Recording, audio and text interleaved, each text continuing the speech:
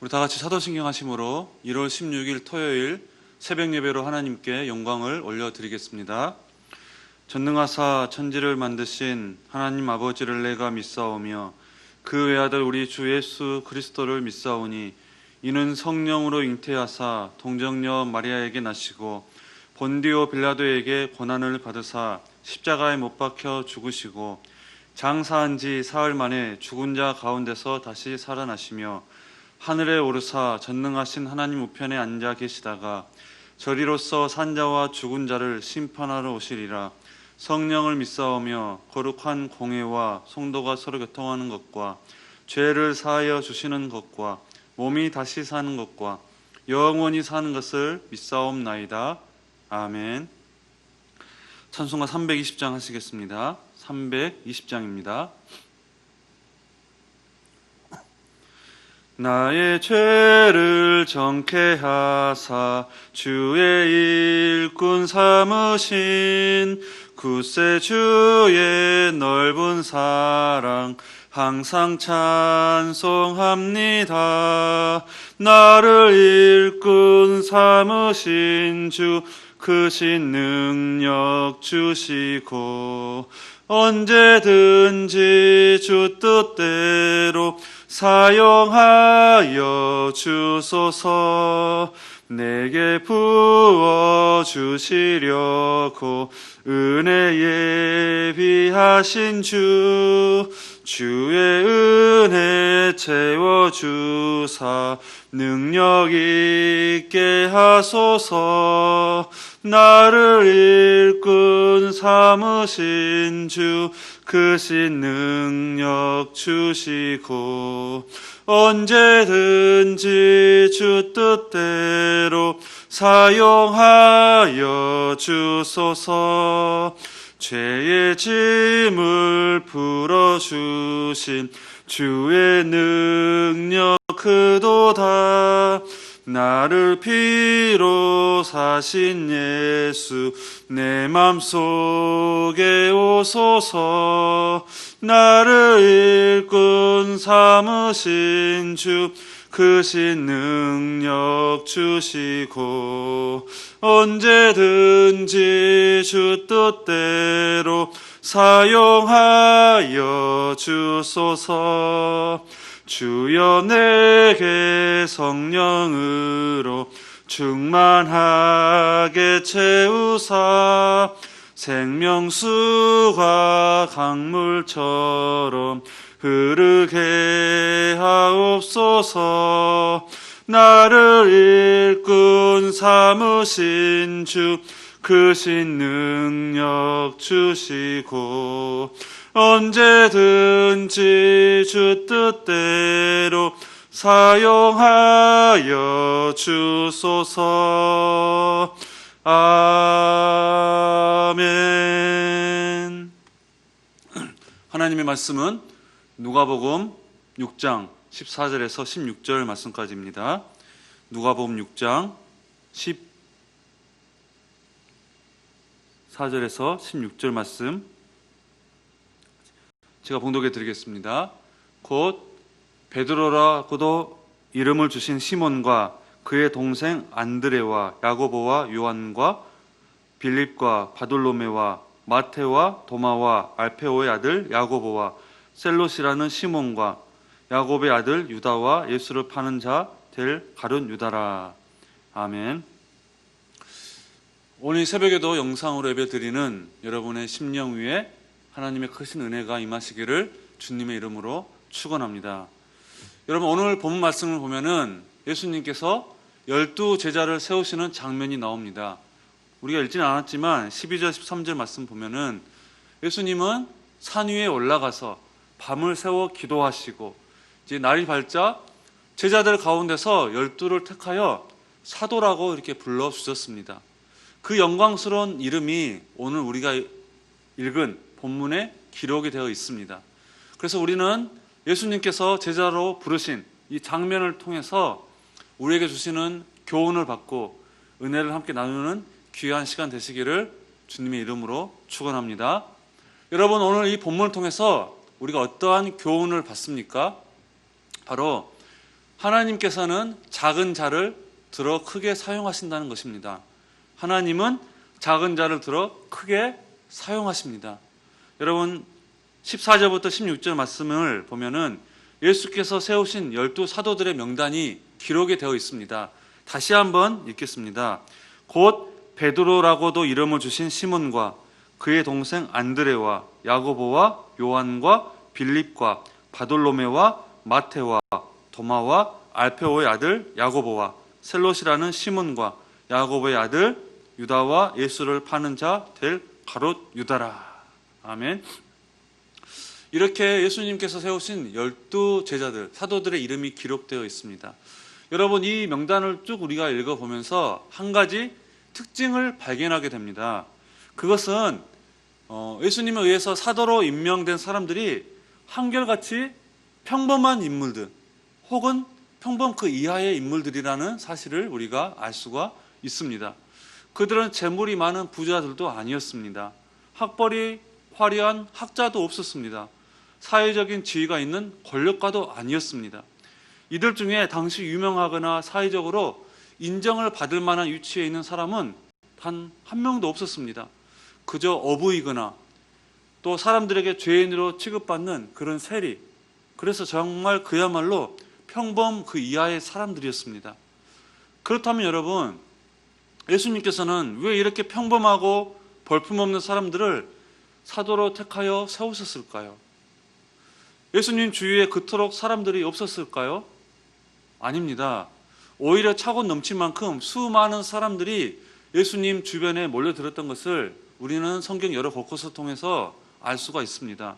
그리고 그 가운데는 니고데모나 젊은 관원과 같은 그야말로 학식과 재산을 겸비하고 경건하게 살았던 그런 사람들도 예수님 주변에 얼마든지 많이 있었습니다. 그렇다면 예수님께서는 이렇게 사도로 택하여 세우신 그들이 평범하고 볼륨없는 사람들이라는 그 사실을 예수님께서는 모르셨을까요? 아닙니다. 사람의 마음을 꿰뚫어 보시고 계셨던 예수님은 그들이 어떠한 사람들이라는 사실을 처음부터 모두 다 알고 있었습니다. 예수님의 제자에 대해서 그 누구보다 예수님은 처음부터 그들이 어떠한 자인가에 대해서 다 알고 계신 분이셨습니다. 그러면서도 주님께서는 한 번도 그들을 택하신 데 대해서 잘못되었다고 하거나 후회하신 적이 없었습니다. 오히려 후에 제자인 가룟 유다가 배반할 것도 아시면서까지도 그들을 택하신 예수님이셨습니다. 그리고 여러분 누가복음 22장 31절 32절 보면은 예수님께서 이렇게 말씀하신 것을 볼 수 있습니다. 시몬아 시몬아 보라 사탄이 너희를 밀 까부르듯 하려고 요구하였으나 그러나 내가 너를 위하여 내 믿음이 떨어지지 않기를 기도하였노니 너는 돌이킨 후에 내 형제를 굳게 하라. 여러분 보세요. 예수님께서 내가 너를 위하여 내 믿음이 떨어지지 않기를 위하여 기도했다. 이처럼 예수님은 제자들을 위해서 끝까지 기도하시며 용서와 사랑으로 다시 이렇게 세워서 크게 사용하신 것을 알 수가 있습니다. 여러분 이것이 하나님께서 일하시는 방식입니다. 일하시는 방법이에요. 그래서 후에 이 12 제자의 고난과 순교와 그들의 흘린 피로 복음이 전 세계로 전파되는 것을 우리가 알 수가 있습니다. 하나님 나라의 큰 일꾼이 바로 예수님께서 세우신 이 12 제자, 12 사도로 말미암아 하나님께서 크게 사용하신 것을 볼 수가 있습니다. 그렇습니다, 여러분. 하나님은 지극히 작은 자를 들어서 크게 사용하십니다. 왜 그러실까요? 바로 우리 사람으로 하여금 자랑하지 못하게 하기 위해서입니다. 우리로 하여금 교만하지 못하게 하기 위함입니다. 오직 하나님의 능력과 영광만이 나타나게 하도록 하기 위해서 하나님은 지극히 작은 자를 들어서 크게 사용하시는 것입니다. 그래서 이 사실을 안 사도 바울은 고린도전서 1장 27절에서 29절 말씀에 이렇게 말씀하였습니다.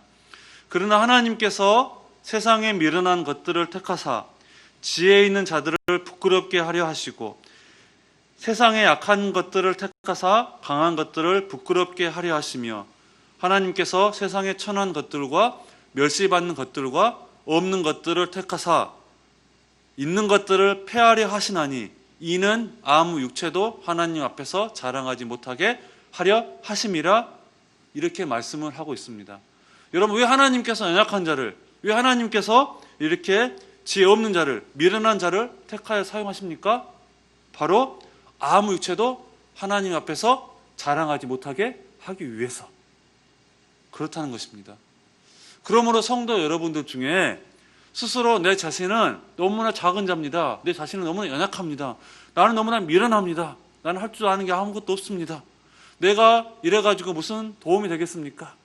주님, 나는 교회에서도 아무것도 할 수가 없습니다. 너무 연약합니다. 이렇게 생각하는 사람이 있다고 한다면 그 일로 여러분 낙심하지 마시기를 바랍니다. 오히려 그것으로 인해서 하나님께 크게 쓰임받을 수 있다라고 하는 그런 사실을 알고 하나님 앞에 더욱더 자신을 준비시켜 나가시기를 바랍니다. 하나님께서 보잘것없는 우리를 부르신 것 자체가 여러분 왜 부르셨겠습니까? 사실은 우리를 크게 쓰도록, 크게 사용하시도록 하기 위해서. 그래서 하나님의 능력과 하나님의 영광이 나타나서 오직 하나님께서 영광 받으시도록 우리를, 보잘것없는 우리를 부르신 것입니다. 우리 하나님은 여러분 어떤 분이십니까? 언제나 특별한 일을 위해서 평범한 사람들을 부르시는 분이십니다. 오늘 말씀에 12절의 이 제자들의 모습, 그리고 그들의 생애를 보면요, 길가에 구르는 돌멩이 같고 이름 없는 들풀 같고 흔히 볼 수 있는 지극히 평범한 사람이라도 하나님께서 쓰시면 위대해 줄 수 있다는 것입니다. 바로 이것이 오늘 우리들에게 소망이고 기대입니다. 우리들에게 꿈이 되는 것입니다. 하나님이 하시면 우리도 그들처럼 위대한 일을 해낼 수가 있다는 것입니다. 여러분, 제자들 중에 수제자인 베드로를 보세요. 늘 정말 입술로만 주님을 사랑한다 했고 정말 위기절명의 순간에 주님을 3번이나 부인하고, 그것도 계집 여종에 너도 예수와 한패냐, 그 말 한마디에 예수님을 저주하기까지 하면서까지 부인했던 베드로입니다. 언제 베드로가 언제는 내가 주님을 위해서 내 생명까지도 바치겠습니다, 죽기까지 따르겠습니다라고 그렇게 호언장담했던 베드로인데, 그 정말 그 위기 앞에 그렇게 주님을 비판했던 베드로고요, 정말 입술로만 살았던 혈기왕성했던 그런 베드로였습니다. 그런데 그런 베드로가 예수님의 수제자인다면 나머지 제자들은 그야말로 인간적으로 봤을 때 정말 볼품없는 그런 평범한 제자들임에도 불구하고 정말 그들이 정말 하나님 나라의 큰 일로 쓰임을 받았다고 한다면, 여러분, 하나님께서 하시면 우리도 그들처럼 위대한 일을 하실 수가 있다는 거예요. 누가 하시면요? 하나님께서 하시면, 내 능력이 아니라 하나님께서 하시면 우리도 그처럼 쓰임 받을 수 있다는 것입니다. 그래서 여러분, 성경에 보시면 하나같이 처음부터 끝까지 하나님의 하시는 그 역사에 대해서 나와 있습니다. 여러분, 십자가 보세요. 십자가는 실패와 연약함의 상징이었습니다. 가장 무기력한 그 십자가를 통해서 하나님은 인류를 구원하셨습니다. 모세는 작은 지팡이를 통해서 이스라엘 백성을 인도했습니다. 기드온은 등불과 나팔로 적군을 물리쳤습니다. 견고하고 단단한 여리고성은 그 수양의 뿔의 외침으로부터 무너지기 시작했습니다. 다윗은 거대한 골리앗을 작은 돌멩이로 물리쳤습니다. 이스라엘 구원은 노예요 죄수였던 요셉으로부터 그 구원이 시작되었습니다. 방주는 작았지만 하나님의 구원을 담아내기에 충분했습니다. 엘리야의 외투는 보잘것 없었지만 요단강을 가르는 능력의 외투가 되었던 것을 우리 성경을 통해서 볼 수가 있습니다. 그러면서 성경은 뭐라고 말씀합니까? 성경은 우리 자신이 위대한 것이 아니라 정말 깨어지고 보잘것없는 질그릇 같은 우리 속에 보배를 담았다고 이야기합니다. 고린도후서 4장 7절 말씀 보니까 이렇게 말씀하고 있습니다. 우리가 이 보배를 질그릇에 가졌으니 이는 심히 큰 능력은 하나님께 있고 우리에게 있지 아니함을 알게 하려 함이라. 이렇게 말씀해요. 여러분 보세요. 이 보배를, 예수 그리스도를 질그릇에 가졌으니, 우리가 질그릇입니다. 정말 깨어지고 정말 보잘것없고 하찮은 그런 우리가 질그릇이라는 거예요. 이 질그릇에 우리가 이 보배를, 하나님을, 이 예수님을 가졌다는 거예요. 그래서 심히 큰 능력이 하나님께 있다는 것입니다. 왜요? 우리에게 있지 아니함을 알겠도록 하기 위해서. 그래서 여러분, 우리 속에 있는 이 그 예수 그리스도의 능력이, 그 능력이 하나님께 있고, 그래서 하나님께서 일하신다는 것입니다. 그렇습니다, 여러분. 나는 비록 약하나 하나님의 능력은 강합니다. 하나님께서 그 모든 일을 하십니다. 그 하나님의 손이 강하다는 거예요. 하나님의 도우심이 내 안에 있기 때문에 우리가 연약해지지 않고 다시금 그 믿음을 붙들면서 하나님 앞에 나아갈 수가 있습니다. 그래서 주님의 사역을, 주님의 그 일을 감당해낼 수가 있다는 것입니다. 그러므로 여러분, 우리가 기도해야 됩니다. 내가 정말 연약하고 부족하고 이 지극히 작은 내가 하나님께 쓰임받을 수 있도록 우리가 준비되어야 되는데, 우리가 기도로 준비해야 됩니다. 늘 기도해야 됩니다. 주님의 사명을 감당할 수 있도록, 나도 내 자녀도 우리의 다음 세대들도 주님께서 사도들처럼 그렇게 강권적으로 붙으셔서 주님과 복음과 교회를 위해서 위대하게 써 주십시오. 예수님의 그 제자들처럼 하나님 나라의 일꾼으로 나도, 내 자녀들도, 우리 다음 세대들도 그렇게 사용하여 주시옵소서.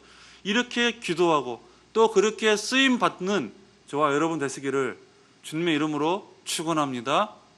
여러분, 우리 주님은 우리를 쓰시고자 저와 여러분을 부르셨고 또 우리를 믿어 귀한 사명을 맡겨주십니다. 우리 모두 예수님의 제자됨의 그 길을 걸어가는 자가 되시기를 바랍니다. 무엇보다 예수님을 전하고 복음을 나누는 전도자의 사명을 잘 감당하는 우리 서문의 모든 성도님들이 되시기를 예수 그리스도 이름으로 축원합니다. 기도하겠습니다. 하나님 아버지, 감사합니다. 오늘 우리에게 주신 말씀 가슴에 새기면서 살아갈 수 있도록 축복하여 주시옵소서. 주님, 저는 너무나 연약하고 너무나 미련하고 너무나 내세울 것도 없고 할 수 있는 게 아무것도 없습니다. 그렇지만 하나님께서는 그렇게 정말 내세울 것 없고 보잘것없는 지극히 작은 우리를 부르시고 하나님 나라의 그 큰 일을 맡기시며 세워가시는 것을 말씀을 통해서 깨닫습니다. 그렇기 때문에 우리가 그 하나님을 믿고 그 하나님을 붙들면서 그 하나님께 기도하며 정말 주님 앞에 크게 쓰임받을 수 있는 우리가 될 수 있도록 축복하여 주시옵소서. 정말 우리가 주님과 복음과 교회를 위해서 사용되어지도록 주님께 기도하며 나아가오니 하나님께서 우리에게 크신 능력과 힘을 더하여 주셔서 주님의 나라를 위해서 귀에 쓰임받는 모두가 될 수 있도록 축복하여 주시옵소서. 감사하며 예수님의 이름으로 기도합나이다. 아멘. 하늘에 계신 우리 아버지여, 이름이 거룩히 여김을 받으시오며 나라에 임하옵시며 뜻이 하늘에서 이룬 것 같이 땅에서도 이루어지이다.